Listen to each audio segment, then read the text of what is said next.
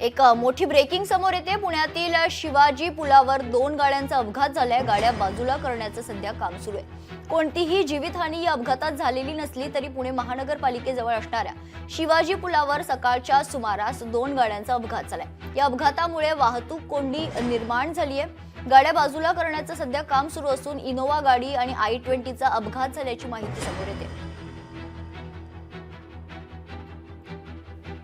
या संदर्भात अधिक माहिती जाणून घेऊयात। आमचे प्रतिनिधी अमोल धर्माधिकारी आपल्यासोबत जोडले गेलेले आहेत। अमोल, काय अधिकची माहिती आहे या अपघाताबद्दल? सकाळच्या सुमारास हा अपघात झालेला आहे। पुणे महानगरपालिकेच्या बाजूलाच असलेला शिवाजी पूल आहे, त्या पुलावर या अपघाताची घटना घडलेली आहे आणि 2 चारचाकी या एकमेकांना धडकलेल्या आहेत।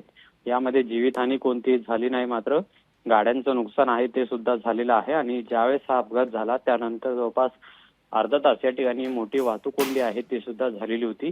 आता पोलिसांकडून ही दोन्ही वाहनं आहेत ते रस्त्याच्या बाजूला काढण्यात आलेली आहे आणि वाहतूक सुद्धा सुरळीत झाली आहे। मात्र सकाळच्या सत्रातच हा अपघात झाल्यामुळे शिवाजी रस्ता आणि जो पूल आहे त्या ठिकाणी मात्र मोठ्या प्रमाणात वाहतूक कोंडी झालेली होती। मात्र आता पूर्णपणे वाहतूक ही सुरळीत झालेली आहे। निश्चित, धन्यवाद अमोल आपण दिलेल्या सविस्तर माहितीसाठी।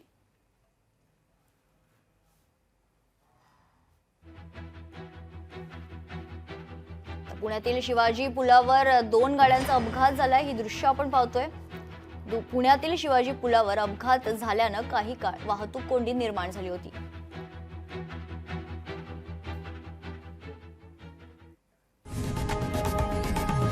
लोकशाही मराठी ऐका, पहा, जागरूक रहा।